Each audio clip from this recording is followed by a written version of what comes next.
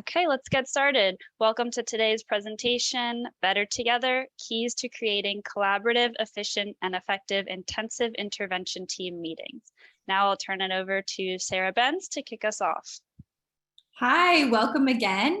So a little bit before we get started, a little about NCII. So the mission of the National Center on Intensive Intervention is really to build the knowledge and capacity of state and local leaders, faculty, professional development providers, educators, and those other stakeholders to support implementation of intensive intervention for students with severe and persistent learning, social and emotional or behavior needs. And we do that using the database individualization process, which you'll learn a little bit about today. So my name is Sarah Benz. As Eliza said, I am the Targeted and Intensive Technical Assistance Coordinator for the National Center on Intensive Intervention. Joining me today are two wonderful colleagues of mine, Amy Peterson. She coordinates the Universal Technical Assistance for the National Center. And then we have a wonderful presenter today, Nicole Bucka, who's a Senior Multi-Tiered Systems of Support Implementation Specialist, and I don't know how she finds the time to do it, an instructional designer at West Bay Collaborative in Rhode Island. You'll hear a little bit more from Amy and Nicole later in the presentation.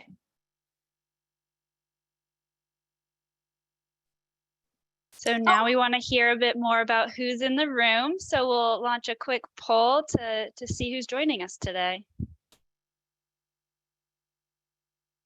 So if you could just fill this in, what is your role?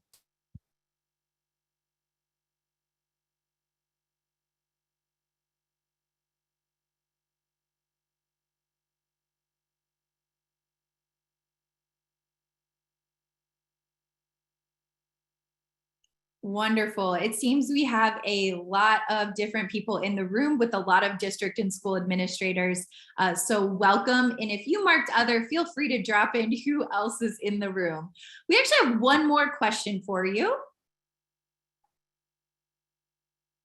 So we want to know where you stand in this teaming. So do you already have a team that's focused on individualized problem solving?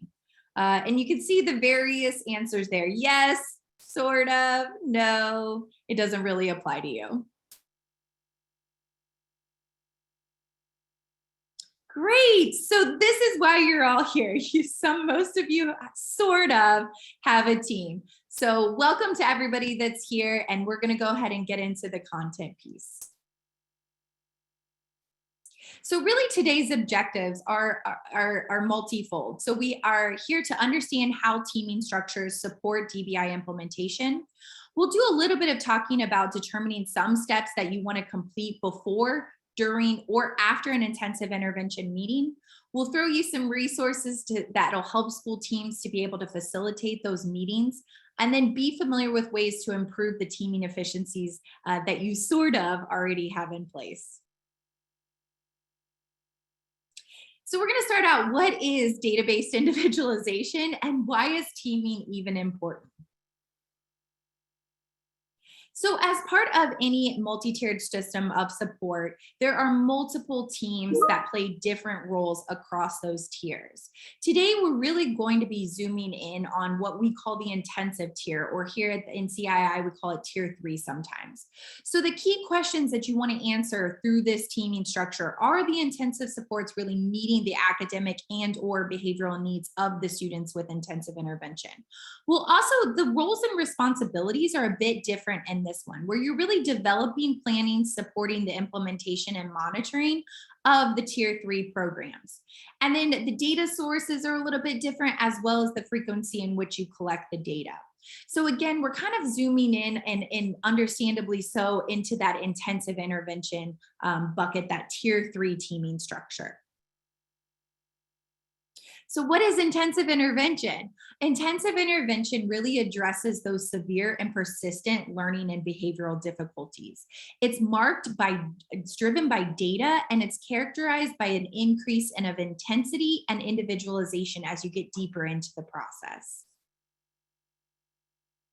Why do we need intensive intervention? Multiple reasons. First, data from NCII in 2013 show that validated programs at tier 2 are not universally effective.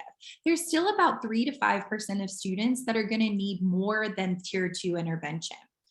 The other startling statistic that always gets me is that students with intensive intervention needs really require 10 to 30 times as much practice as their peers to learn new information.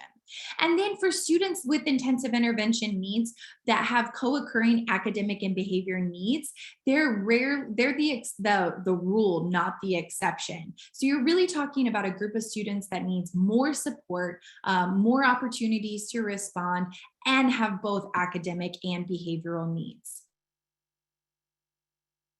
And so the National Center on Intensive Intervention came up with the data-based individualization process. It's really the process that we use for individualizing and intensifying those interventions. The process really combines evidence-based intervention with assessment and strategies and has 5 parts to it. So you can see data-based individualization starts with a validated intervention program, typically called a tier 2 intervention program. You progress monitor that response, the student's response to that program. If they're responding appropriately, then you leave them doing what they're supposed to be doing. When they don't respond appropriately, you gather more diagnostic data, you adapt the intervention based off that data, and continue to progress monitor. Sometimes the process is an ongoing process. So as much as we'd like to think that once you go through the 5 steps, that student is done with DBI, done with intensive intervention, some students will really live in that iterative phase down below. If something's not working, you go back up to gather more data about why it's not working, continue to adapt that intervention and progress monitor it. Again, really this can be used for specially designed instruction as well. So this is a great question that we get at the National Center a lot. Do I need a team actually to implement DBI? Well, no, individual teachers and teachers that are good teachers, that's what they do. They try something, they progress monitor it, they make those tweaks when it isn't working. So individual teachers really can independently implement DBI. But as you know, as I'm sure you're here to find out, 3 or more heads are always better than 1 when trying to do some problem solving at this level. So we're going to watch a little bit of a video from the Wyoming teachers on really the impact of teaming. My teaming process has put into place a very efficient, timely, systemic way that we talk about our kids. It gives us a lot of good in-depth data to then go back and problem solve and say, this is what I need and I'm not sure how to get there. And then in that process, all of the team is coming together and asking those questions and helping problem solve.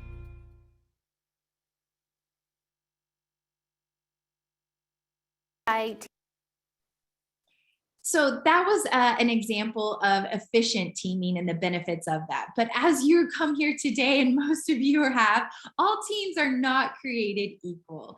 And so today we really want to engage in the parts of a team and give you some resources to help you make your team more efficient and run better at that level. So in the next section, really the teaming process is made up of 3 different parts: things that happen before the meeting, during the meeting, and then after the meeting. So I'm going to turn it over to my colleague, Amy Peterson, to really get into the nitty-gritty of what happens in each of those sections. Thanks so much, Sarah. Yeah, so we'll kick it off with those things that we want to put in place prior to the meeting to ensure that our actual meetings are efficient and effective. So what do we need to do to set us up for success? So prior to the meeting, we want to think about a couple of things, and we'll go through each of these in a little bit more depth as well. We really want to make sure that we're scheduling regular team meetings and preparing meeting space and meeting materials and all of that good stuff so that we can have those efficient meetings. We want to make sure that we're identifying relevant team members and roles for those team members so they understand what their role is in the meeting itself. And we want to make sure that we're coming to the meeting with the correct information in order for us to make those informed decisions using the data that we have collected in that DBI cycle that Sarah had talked about before. If we haven't put together the information with our progress monitoring data and our other data sources to really, and fidelity data to really understand whether or not we've put into practice the interventions we're implementing, or how the students responding, we won't have the information we need in order to make those informed database decisions and problem solve in the meeting.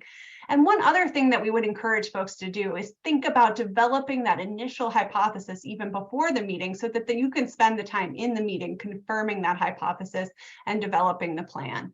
So we'll go into each of these in a little bit more depth. So starting off, we suggest that each team should have someone who is the facilitator for that team and really supports the structure of the team, right? They are the ones that set up and organize the meeting itself to make sure that they're inviting the right team members, identifying who are the critical team members to invite to the meeting, determining team norms and decisions, supporting the referring teacher or the teacher bringing data about the student to the meeting so that they are prepared, they have that data available for you, and to make sure that those meetings are scheduled within the regular schedule of the school day, so that we can really ensure that we're continually meeting about students and that we're not, meeting one time in August or September and then not meeting again until December and losing all that time to work with students or to see about students' responsiveness. So really making sure that we're intentional about scheduling individual problem-solving meetings so that students can make progress.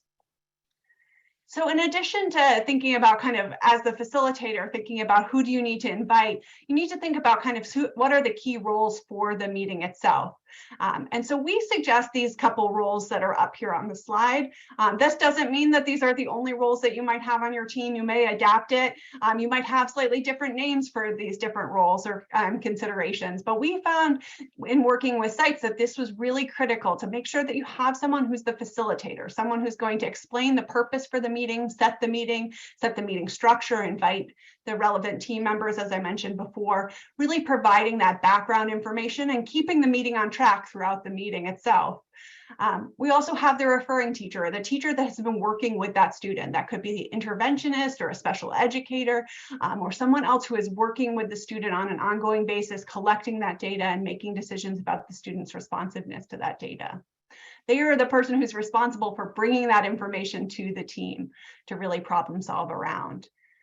Now, the next couple roles are really to help us make sure that our meetings have the key information that and move forward over time. So we would suggest having a scribe, and this person is really intended to kind of take those brief informal notes to brainstorm ideas in a visible space. So we'll talk about during the meeting that we want to do some brainstorming and thinking.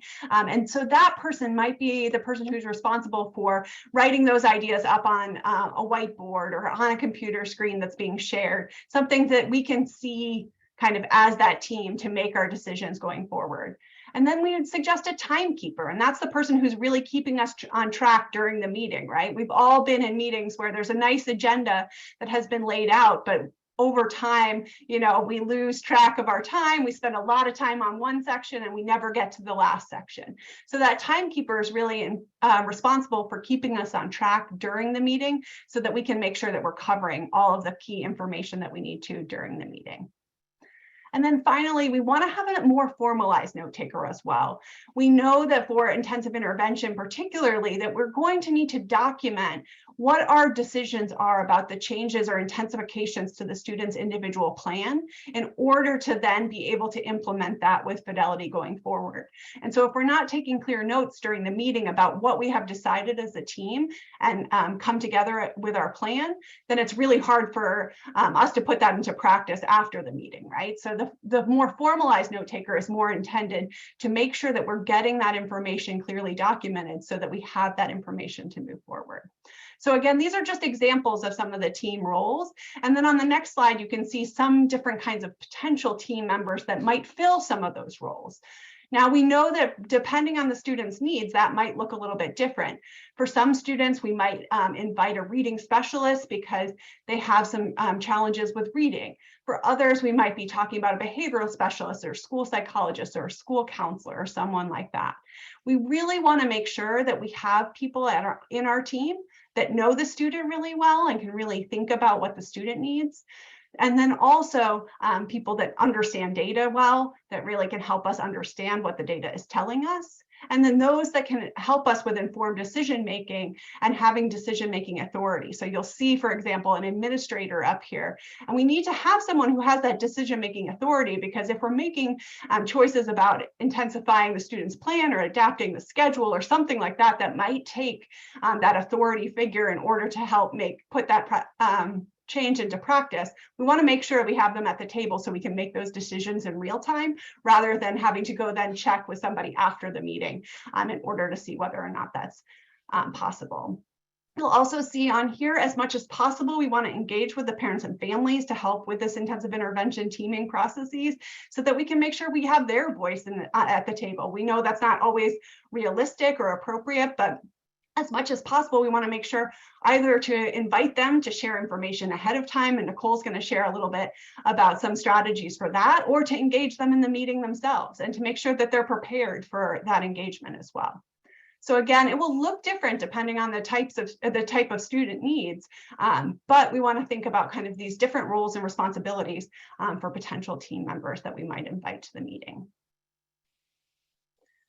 We also obviously want to really set up some established team norms so that we can function well as a team. And over time, hopefully we get to know these team norms pretty well if we're continuing to meet about students and to work together as a team. But to make sure that we're all on the same page and that we're all working together during that teaming process. So examples up here about being present and prepared, sharing the air and making sure everyone's voices are heard, assuming goodwill, respecting what others are sharing, and allowing for different perspectives and ideas. As Sarah said, you know, that idea of 3 heads are better than 1.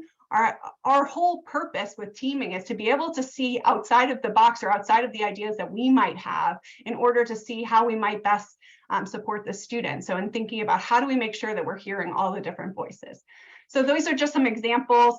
You probably have all been in meetings with team norms, and I welcome you if you want to share any ideas in the chat for how you frame some of your teaming norms with others. That would be great. But just helping you to think and set up that structure ahead of time.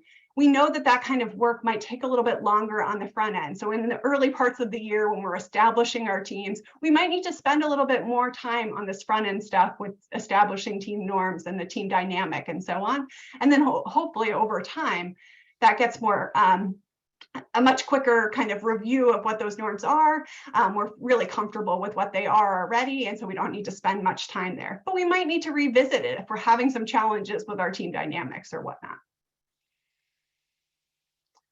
One other thing that we really want to think about is making sure that we're scheduled and prepared for all those meetings. So I mentioned before, you know, we want to make sure, one of the things that we found was kind of a non-negotiable about the DBI process and DBI implementation was regular meetings and problem solving about individual students. As Sarah said before, you could do this individually, but if you're going to have that teaming process, really making sure that you're meeting frequently enough so you can understand whether the student is responding or a change needs to be made.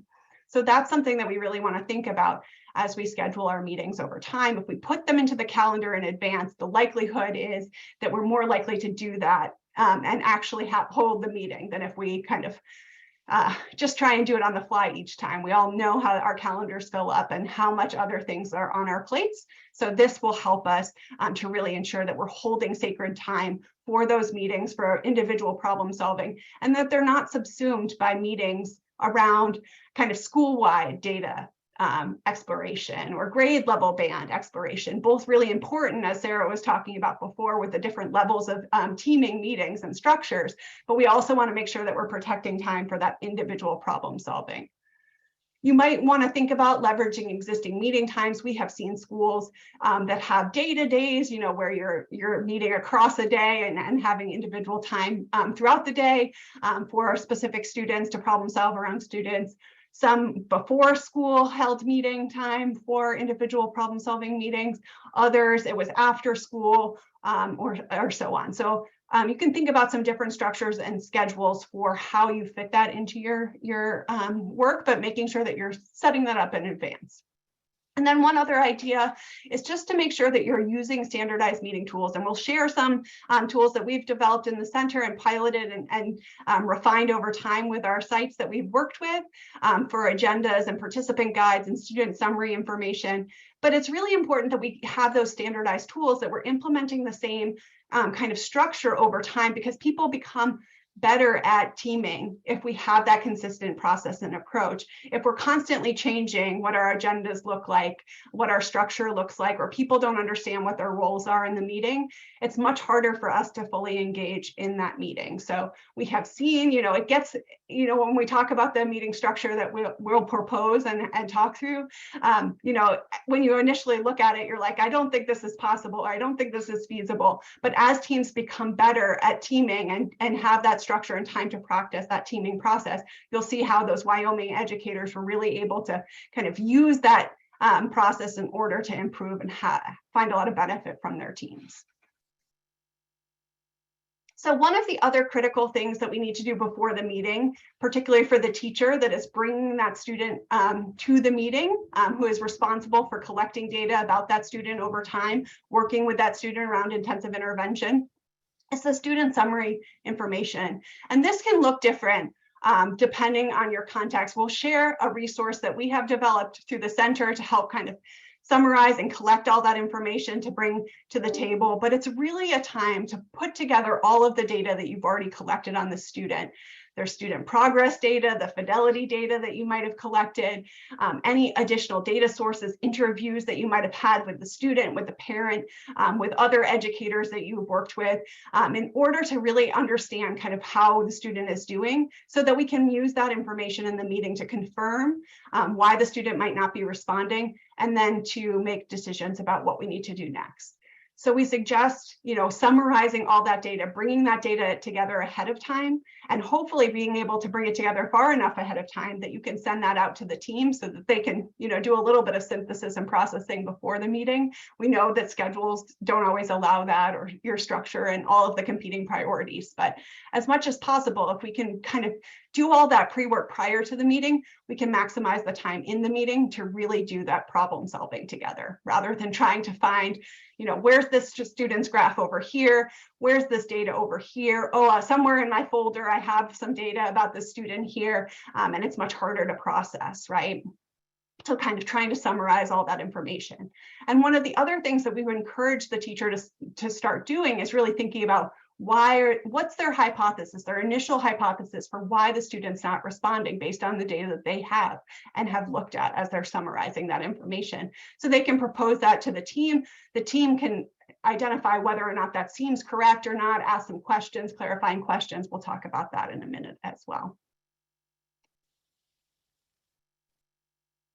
So there are some tools available from NCII, as I mentioned before, on preparing for the meeting, those steps before the meeting. So you can see an example of the first page of the student summary form up here. Again, it's a sample. The idea is that it provides a lot of information to start from, to collect information about the interventions that have been tried in the past, the student data, when was the last time that you met, any background information about the student. There is a lot in here. It could be a little overwhelming if you look at it the first time, but the idea is that it can build over time. So you're probably not changing a lot of this information, especially about the demographics and background at every meeting. You might be just making some updates to the student data and some of the other information over time. So you don't have to kind of start from scratch. You can really build over time based on what you have already put in there. But you can also think about, your own structures. I know many schools already have some structures for kind of bringing that data and that information to the meeting. The real key process is just making sure that you have a summary,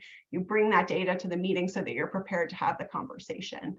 In addition to this summary form, there is a preparing for the meeting guidance document, as well as an intensive intervention meeting facilitator guide that really helps the facilitator think through kind of what they need to do. So all of those scheduling pieces, preparing for the meeting pieces, inviting the right team members, things like that. So that might be helpful as well.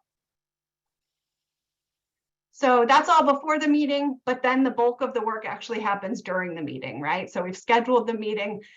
We've invited the right people. Hopefully all their schedules align and they're allowed to attend. If not, we've collected some information from them ahead of time in order to help inform our process over time. So during the meeting, we'll do the following kinds of things. We'll start with starting with an introduction and purpose briefly from the facilitator. We'll then have the referring teacher describe the student data, briefly share what's the information in that student summary form or the student summaries that they have brought to the table. The team will then ask clarifying questions to really confirm that hypothesis or to propose a different hypothesis for why the student might not be responding. We'll then brainstorm some ideas for evidence-based practices and intensification strategies that we might need to put into place. And then finally, we'll prioritize and plan. So based on all of those ideas and strategies that we might have brainstormed and we've thought about, what are the ones that we're going to do first? What are the ones we're going to do second? Or maybe we're not going to do right now. We'll table them. We'll come back around later. We'll wrap up and then we'll go on to the next step. So this is an example of the meeting agenda template that's available from NCII, kind of an overview of the timing. And you'll see on that side there with the times that it's quite quick on the front part, right? For the student data sharing and the clarifying questions for the hypothesis, the bulk of the time really is around that brainstorming ideas and strategies based on that hypothesis or prioritizing and planning for the next steps. We want to make sure that we get to that part of the agenda. So that's why our timekeeper is so important. So we can make sure that we're getting to the prioritizing and planning. We're not spending all of our time admiring the problem. So again, brief introductions. The facilitator reviews the meeting purpose, overviews the agenda, just quickly to make sure that people feel comfortable. Again, this might look a little bit different in your early meetings compared to once you've had that structure in place over time. And then the referring teacher on the next slide will introduce some of that information about the student that they brought. They'll identify the strengths and primary areas of concern and summarize any interventions that have been tried in the past, the data that has come forward, and then their initial hypothesis. So they'll bring that information to the table briefly for folks. The team will then ask those clarifying questions. They'll try and dig in a little bit further about kind of why the student might not be responding. They might be asking questions about the intervention that had been designed and tried in the past. Was it the right fit with alignment to the student's needs? Was it enough time for the student to have opportunities to respond and receive feedback? As Sarah mentioned earlier, for many students with intensive intervention needs, they need multiple opportunities for feedback and practice over time. And so was the intervention designed in a way that we would expect to see results for the student? Or do we need to think a little bit different about that? We also might ask some questions about the fidelity of implementation. Was the student attending most of the intervention periods, or was there issues with attendance?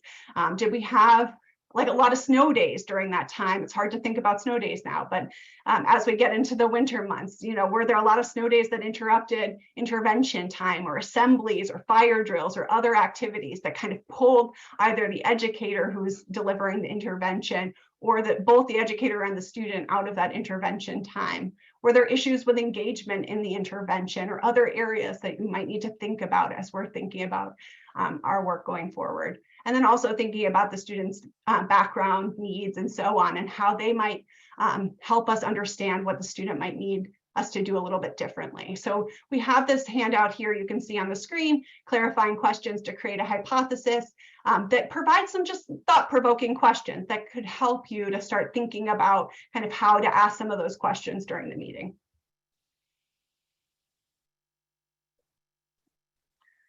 After that, as I mentioned before, the next step is really brainstorming potential intensifications based on our hypothesis. We want to make sure that the hypothesis that we have initially proposed and then clarified with those questions and come to consensus around really drives our selection of the strategies for intensification. So we'll leverage the expertise of our team members, and we can use a resource like the intervention intensification strategy checklist that's available for you there to help kind of guide some ideas for how might we need to make some changes for the student. Do we need to enhance practice opportunities? Do we need to think about the focus of our intervention and really scale back and focus in? Yeah, I just saw that quote from Eric there. Don't spend too much time admiring the problem, right? That's going to be our focus in these meetings, right?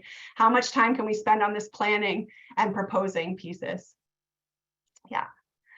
So again, this is a kind of the bulk of the meeting time. This was one of the longer sections, right? 8 to 10 minutes of really thinking about what some of those strategies might be. And that could be just kind of a wild brainstorm of different strategies that you might think about based on the hypothesis. And after we put those on the table, then we'll spend some time prioritizing and planning. So if we go over to the next slide, you can think about how we might prioritize and plan what's next. If you click again, Eliza, I think on the slide, it shows an example rating scale that will come up. And so we might think about, what are we going to try right away? What are we going to consider trying in the future? Have we already attempted something? Do we need to do a little bit of additional research on any of these areas? So that would be how we're thinking about kind of prioritizing our different strategies that we've put into place. Maybe there were some wild out of the box ones that were like, we're not quite sure about that. We need to do a little bit more research, and we might give that a 4 to help us document over time kind of what we're thinking about. And our note taker will really be critical at that point in helping us to think through kind of in the past, like what were some of the things that we put on the list the last time that we thought about we needed future research on, or we needed to think about in the future as well. So we'll use that time to prioritize and plan. We'll come together and we'll document our plan. So we've decided that we really need to do something different for the student. We needed to embed some additional practice opportunities, or we really need to think about our alignment to the student's skill deficits and the instruction we're providing. And so we're going to then document in our plan the changes we're going to make to the student's intervention plan. This is really critical, right? And as I mentioned before, especially as we're thinking about that intensification piece, because if we don't put it on paper, we don't clearly define it, it's really difficult for us to ensure that we're actually doing what we came together as a team and planned and tried to propose. So this is a critical piece to really lay out our timeline for the parts of the plan, to clearly define our goals and methods, who's going to do what, and if there's any next steps or communication needed as well. So the final step is wrap up and next steps. There we're really thinking about, when are we going to reconvene? What is our next step for that? What are our roles and responsibilities for the different kind of pieces that are in place for the meeting? Did we identify that Nicole needs to go and tell this educator over here about this part of the plan to make sure that they can help us implement the strategy over the course of the day? Did we decide that Sarah really needs to help have a conversation with the parent because they weren't able to be at the meeting, and so she really needs to spend some time making sure that they understand what we've identified in the plan for the student over time, and answering any questions or concerns they might have, and so on. So this is the idea, is really putting all our plan or our next steps on the table, right? So we're clearly documenting, what do we need to do next? Who's going to do it, so that we can ensure that they go into practice. So again, just like for before the meeting, there are a lot of tools and resources for during the meeting. The same facilitator guide is available to kind of go through the steps of during the meeting and the role of the facilitator during the meeting. Then there's also an accompanying participant guide. So you can see the same steps up there. That's the example that you can see on the screen, the steps of the meeting, who's doing what, the time, and the roles and responsibilities of a participant during those different sections of the meeting, as well as links to some of those key resources that they might refer to. There's the meeting agenda. Oh, you can go back, as well as a note-taking template. And then the intervention plan, as I mentioned before, and some of those other tools and strategies that are available for you. One of the things that I will note is that you'll see many of these resources are available for you in Word format, and that's intentional. The goal is that you can take and adapt these to best meet your needs. We've had sites put these all in Google Drive, so that in Google Documents, so that they can share over time and build over time and those kinds of things. That's totally fine, totally appropriate. Make them your own, but really think about kind of how you're structuring your meeting, so you're maximizing that planning time, minimizing the admiring the problem time. And then finally, after the meeting, we'll just want to make sure that we're implementing all those steps that we've outlined at the end of our meeting, right? So on the next slide, you can see some of those. We'll make sure that our next meeting is scheduled. Hopefully it was already scheduled anyway, so that we're ensuring that that's on our calendars up front. We'll put all the communication strategies that we've identified into practice, making sure that the parents and families are aware, other teachers that are working with the student are aware, others that might be impacted by the implementation of the plan are aware. We'll then need to make sure that we're continuing to implement our plan as we identified it and collect data over time. That progress monitoring part continues on, right? So we want to make sure that we're collecting that data while we're implementing our plan, also collecting any fidelity data that we can put into practice so that we can use that information when we're making our decisions as well. And then over time, we want to make sure we're reviewing and refining our teaming processes as needed, because we know, as I mentioned before, it seems like a lot right now, right? It's hard to kind of think about putting all of that into a short kind of time frame. But over time, as we get more facile with that meeting processes and planning, and really that hypothesis development and analyzing data and really making those decisions about student responsiveness, we can really maximize our meeting time. So thinking about kind of what do we need to do to make ourselves better as a team as well. So the last part is just a couple tips for enhancing the efficiency of and effectiveness of your meetings. And then I'm going to turn it over to Nicole, and she's really going to bring us home with some of those examples from what that looks like in practice. So again, just making sure we're consistent, right? We have clear and consistent processes. The more familiar we are with our process, the better we'll be. The more people understand their roles and responsibilities, the better we'll be. We want to ensure participants are available for meetings, can participate in meetings over time. And so scheduling ahead of time, making sure that people are able to participate as much as possible, and using that clear documentation, ensuring that we're documenting our plans, that we're collecting data in advance as well. And then really enforcing these are data-driven meetings, right? So we're not here just to talk about our feelings about what we think might be the case. We're here to really look at the data that we're pulling together for that student. So want to make sure that we're summarizing that information in advance, that we're pulling that together, that we're bringing that to the table. If we identify that we don't have enough information in order to make an informed decision, we then make a plan to collect additional data rather than going through the process of thinking about what strategies or intensification pieces we might be putting into place. Maybe we identified that we don't know whether we put the intervention into place as we had hoped. So we really need to focus on implementation and collecting our fidelity data over time before we can make an informed decision about whether the student has responded or not. So we want to make sure that we're really driving with data, right? And thinking about that throughout the process. And then we want to make sure that we're focusing our intensive intervention meetings on students that really need that support, right? So we want to provide time to celebrate student success, but we also really want to make sure that we are maximizing the time we have for students that are part of this intensive intervention process. And so that we're not spending all the time just talking about students that are responding well, but we're really spending time really problem solving around students that need that additional support, that might need us to change our practices and our approaches in order to ensure that they can achieve progress. So that's something that we want to think about as well. And then we also want to make sure that we're being timely, that we have that timekeeper keeping us on track throughout the process. And then the last thing I'll just mention is that we want to, as I talked about before, review and refine our process over time. This intensive intervention meeting checklist really looks at some of those key strategy or pieces before, during, and during the meeting, and whether or not we're actually doing what we said we would for our meeting processes as well. So just like we need to think about fidelity of implementation for intervention implementation, we also want to think about that for our meetings and how we can be better. And so we might either do a self-assessment, or maybe we do outside observer coming in, a coach, somebody like that coming to look at one of our meetings and how we can improve. So I think that's everything from me, and I'll turn it over to Nicole. Thanks. Thanks, Amy.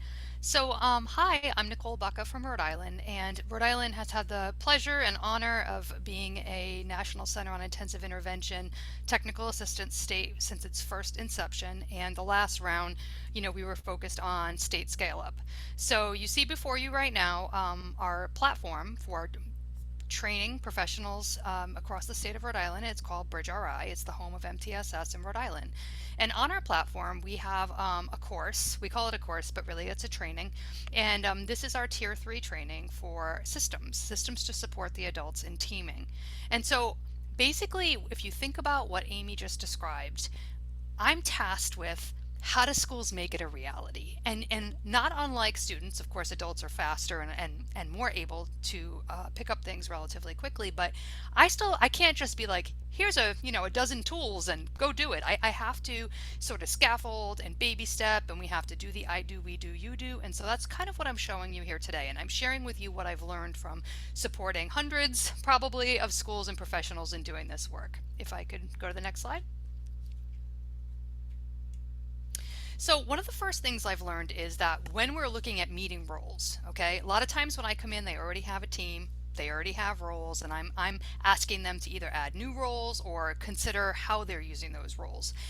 One of the things I find is that sometimes either they didn't have clear roles, but that's an easier one to solve, or the roles they had, they didn't really pick them very mindfully of the people's soft skills. Sometimes they assigned roles based on their professional title as opposed to what their skills are. So on the right here, you can see that in the course, I have them first watch a meeting where a team is doing DBI, because at this point they don't know what they don't know, right? So they don't, in their mind, they're thinking, oh, my teaming is great and my groups are great. So they watch a video, and in the video it points out the various roles, and it's asking you on this graphic organizer to the left here to look at the soft skills.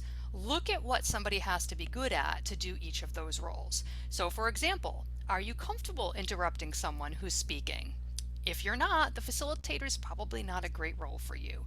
Can you multitask? If you can't multitask, being the note taker may be a problematic role for you. And so here I'm prompting self-reflection. What are your strengths? What are the strengths you bring to this team? And then match those strengths to the roles. Next slide, please. So, and this is again all built into the course. On the left here, you can see then they have a conversation with their other teammates. And by the way, when I enter, most of the time the teams are like the interventionist, the administrator, maybe a gen ed teacher, but a lot of times they don't have the behavioral mental health folks or a special educator. So those are usually the people I end up having to support them adding, because we are a multi-tiered model, which is a merged behavioral and social, emotional, and academic, and we need those members. But back to this. After they got a sense for the soft skills, they as a team work out who's doing which role. And then you can see here on the left, I have a lesson in my training that says, okay, now I want you to pick which role is yours: facilitator, note taker, timekeeper, scribe, etc. And then when they click that button, they come to a series of training resources and videos like the one you see here. We don't need to hit play, but it basically does exactly what Amy did. But what do you do before the meeting? What do you do during the meeting? What do you do after? But it only tailors it to that role. Nicole, why do I do that? Because while these tools are amazing, they're overwhelming. So what we want to do is we want to be relevant to the moment. They want to implement tomorrow. I'm the note taker. I simply want to know what resources does the note taker need to focus on to do their job well. So that's what we do here in these training resources. Next slide.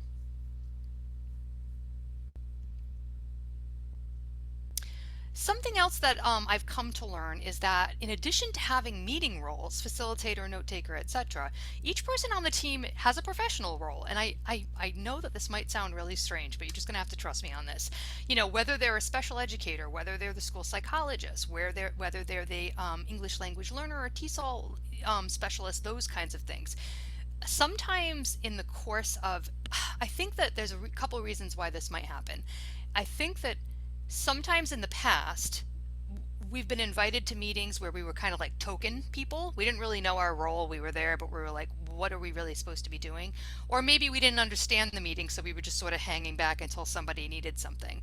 I have found that it's really important to also revisit the idea of your professional role. And so you can see here that in the course, I prompt them to think about, what is your role?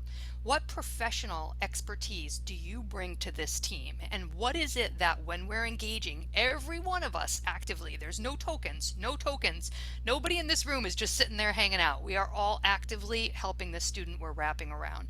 And so this document and some videos from NCII that I put in the training really help these various roles brainstorm what about them being there is important.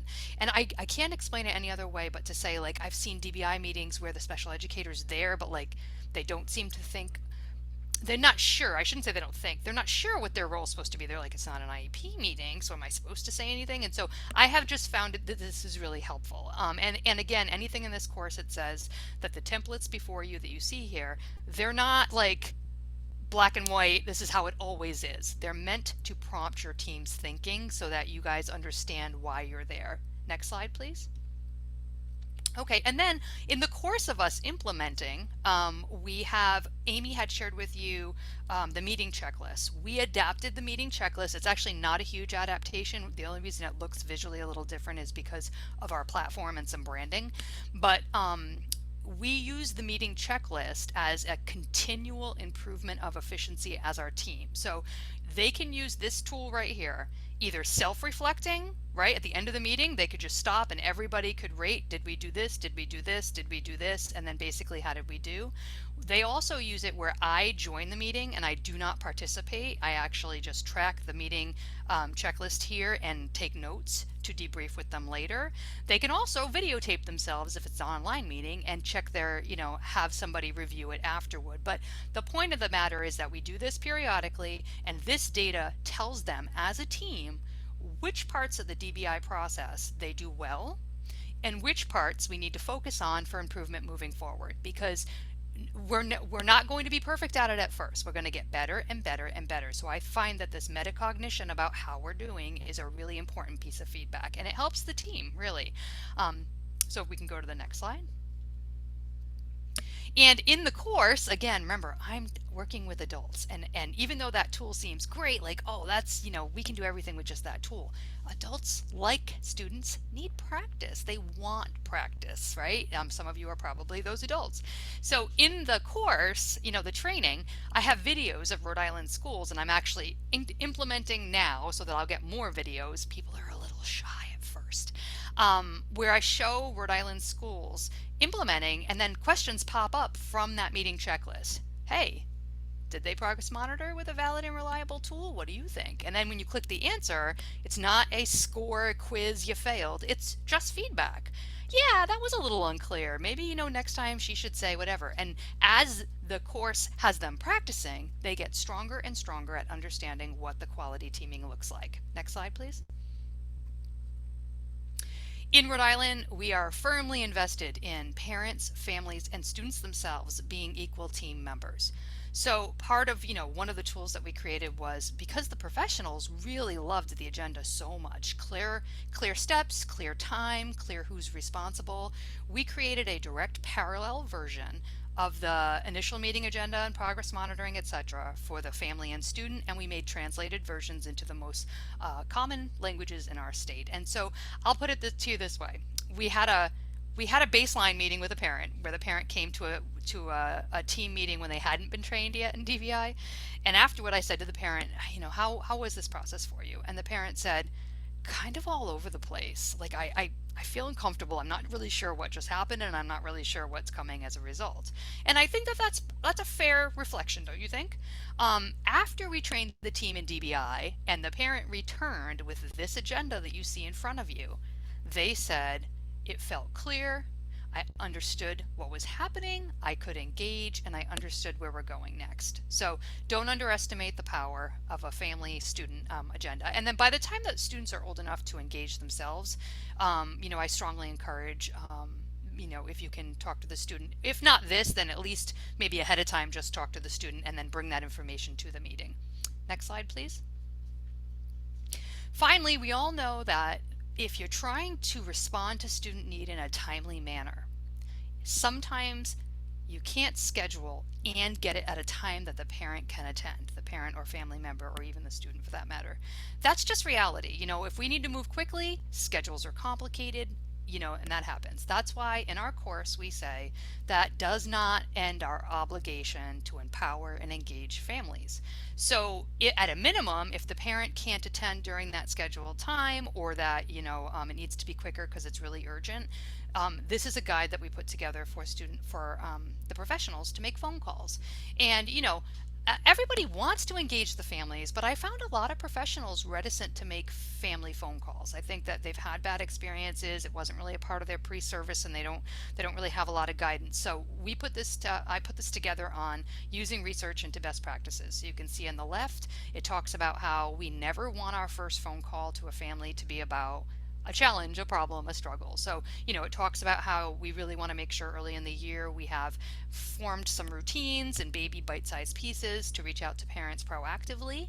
And then from there, when we are calling because the student is not having adequate response, or maybe isn't attending regularly and it's ruining the fidelity of the intervention, you know, we've got a little script for there to be some names. And you'll notice in the script, I really scaffold, and most people don't need it after a phone call or two, but we really scaffold, be very objective, right? No judgment. The student is struggling because X. The progress isn't where we need it to be. And then if you go to the right hand side, it says, you know, something to the effect of, I feel really strongly that your input is important. You know your child. Have you seen this before? What worked? What didn't? I appreciate your help. And then, you know, thanking them for their support, and then making sure we summarize it back. I mean, for those of you that are on the call that are, you know, trained communication specialists, school psychologists, social workers, I'm sure you realize that this is nothing but, you know, strong communication skills, but I think it really helps our busy educators and our busy service providers to just have a little support if this makes them a little nervous. Next slide. So that's it for Rhode Island. I hope I can answer any questions if folks have any. Great, thank you, Nicole. And so now we have some time for Q&A, so feel free to add any questions that you have into the chat box or Q&A pod, and we'll try and get to a few of those now. I see a few questions that are, you know, kind of thinking through, this is great information, but I want to make sure I don't overwhelm already loaded teachers. Are there any tips from either your experience or specific resources that you want to highlight for helping with the teaming process that, you know, can make it seem a little bit more manageable?